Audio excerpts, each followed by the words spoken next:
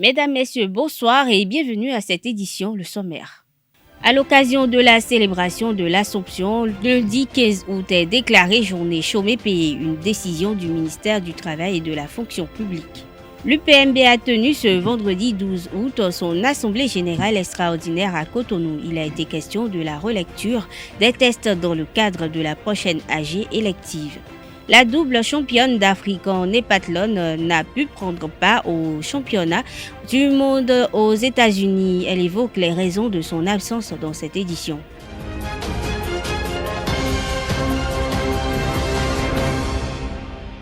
Bienvenue. L'Assomption a lieu le 15 août prochain. À l'occasion, le ministre du Travail et de la Fonction publique déclare la journée du lundi 15 août 2022 fériée et payée sur toute l'étendue du territoire national. Au nom du gouvernement, Adidja Tomatis souhaite à toute la communauté chrétienne une bonne fête de l'Assomption.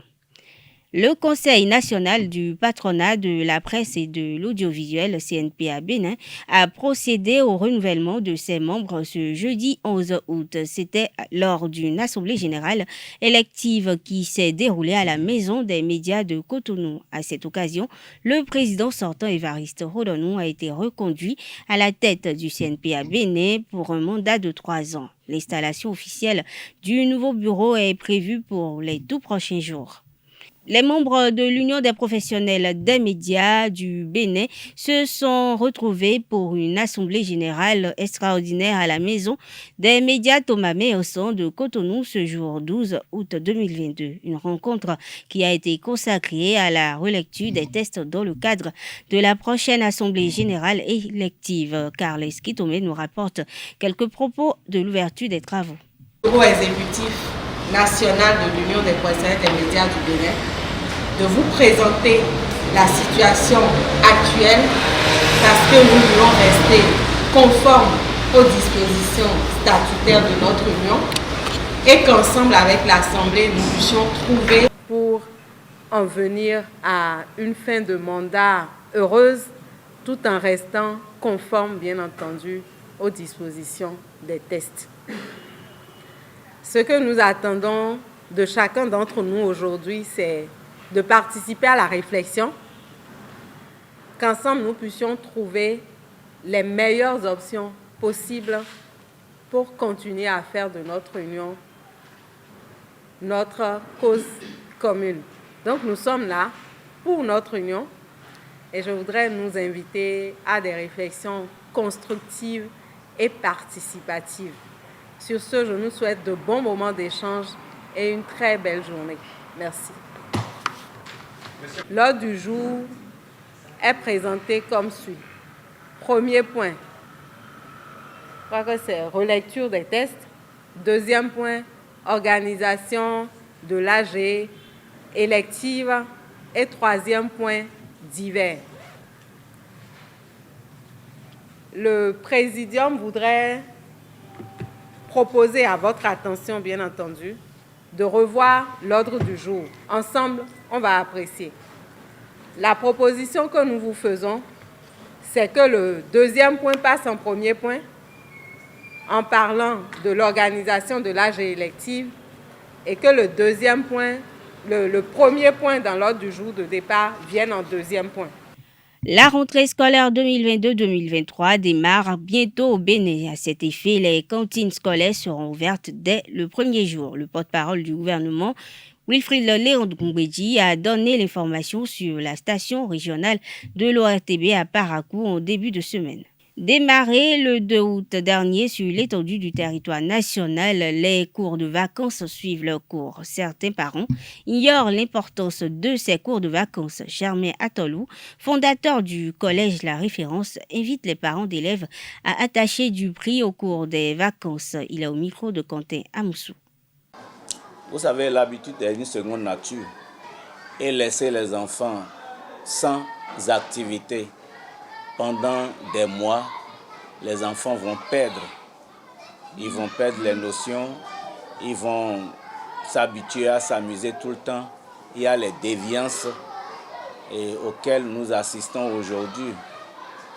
Et tout ceci fait que, vous savez, on est obligé, même pendant les vacances, les enfants doivent être occupés à s'organiser, à travailler à la maison, les travaux domestiques, les travaux de leurs parents, les activités de leurs parents, des stages par-ci, et des apprentissages par-là. Et les cours de vacances ne font que l'une des activités qui doit accompagner l'éducation de nos enfants à devenir des hommes de demain, pour savoir qu'à tout moment, c'est le travail qui est le trésor. On ne doit pas, l'homme qui ne travaille pas n'a pas droit à un pain. Donc c'est pour inculquer ça dans la tête de l'enfant, que tout le temps il faut travailler, il n'y a pas de la place pour la paresse. Donc je pense que c'est dans ce cadre-là que les cours de vacances interviennent dans la vie de l'enfant pendant les vacances pour qu'il ne puisse pas tout oublier, pour qu'à la rentrée on puisse reprendre encore à zéro. L'athlète béninoise Odile Aronwanou, doublement championne d'Afrique en héptathlon, était absente au championnat du monde aux États-Unis. Pour faute de visa, la béninoise Odile Aronwanou n'a pu défendre les couleurs nationales à Oregon, aux États-Unis, lors des championnats du monde d'athlétisme. Interrogée sur la question, l'athlète béninoise s'explique au micro de Colombe Oussou. Malheureusement, pour le championnat du monde, ils n'ont pas pu mettre en place un système qui va favoriser surtout les athlètes africains, parce que quand on regarde bien, je ne suis pas la seule à ne pas participer, mais ils n'ouvrent pas la voie aux athlètes africains pour qu'on puisse avoir les visas facilement. C'est-à-dire que si je veux voyager, je fais le même visa, je fais la demande de même visa que vous et d'autres personnes. C'est tout comme si je suis touriste. Donc ce qui ne favorise pas l'accès d'avoir le visa le plus tôt. Après, je dirais aussi que peut-être qu'on n'a pas anticipé, parce que la demande de mon visa a été un peu très tard, selon moi, parce qu'au début, je ne savais pas que j'allais faire les démarches moi-même, puisque jamais je ne me suis occupée des visas. Donc voilà, c'est moins d'un mois qu'on m'informe qu'il faut que je fasse la demande, ce qui n'a pas été si facile déjà. Et jusqu'à aujourd'hui, ma demande est partie. J'ai payé, j'ai fait tout ce qu'il faut et jusqu'à aujourd'hui, je reçois des messages qui me disent patienter, voilà. Donc vous voyez un peu que malheureusement, les pays développés ne facilitent pas la tâche pour les pays comme nous en Afrique. Donc il va falloir qu'on réfléchisse sur l'avenir, parce que ça nous est arrivé. Et franchement, peut-être que j'ai loupé une médaille pour le Bénin. Et il faut qu'on réfléchisse sur ça. Qu'est-ce qu'on peut mettre en place pour faciliter la tâche aux athlètes de haut niveau? Il y a ce cas-là. Mais on peut aussi anticiper à notre niveau en trouvant, je ne sais pas, un passeport diplomatique, par exemple le Burkinabé, que vous connaissez bien, Fabrice Zango.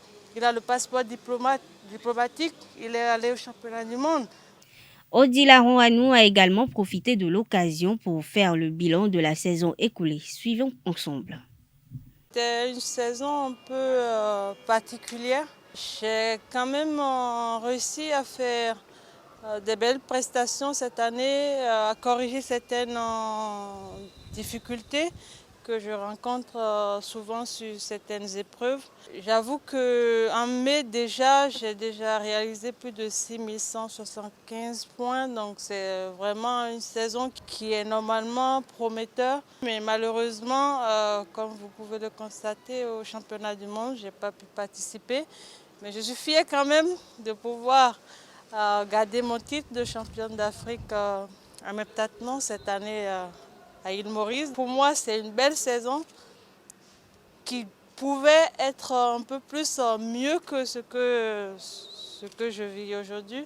Parce que le championnat du monde, je l'ai vraiment préparé pour pouvoir faire mieux que Doha. Puisque Doha, j'ai fini 8e et j'aimerais bien monter un peu plus. Pourquoi pas être sur le podium, ce qui n'a pas été le cas. Malheureusement à cause de visa. Donc voilà, vous pouvez constater un peu ma déception à ce niveau. Mesdames, Messieurs, nous sommes à la fin de cette édition. Merci de votre attention. Excellent week-end à toutes et à tous.